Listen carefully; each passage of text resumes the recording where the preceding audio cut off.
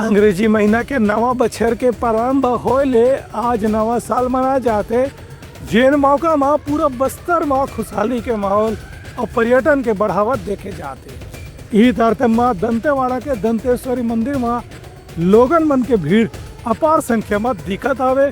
सने संग कई जन मन है गिरजा घर और गुरुद्वारा जैसन जगह में घलो जाते पूजा अर्चना करे बर। आज नवा साल के पहला दिन बस्तर सहित जगदलपुर और आसपास के इलाका में भिंगिया से ही लोग दंतेश्वरी माई के दर्शन करे पर मंदिर में पहुंचत रही हैं।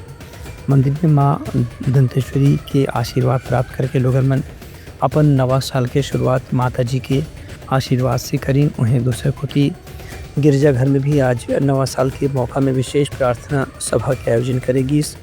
वहीं माई जी के मंदिर में आशीर्वाद लेने वाला मन की भी काफ़ी भीड़ बिहिया से ही देखे बर मिले से।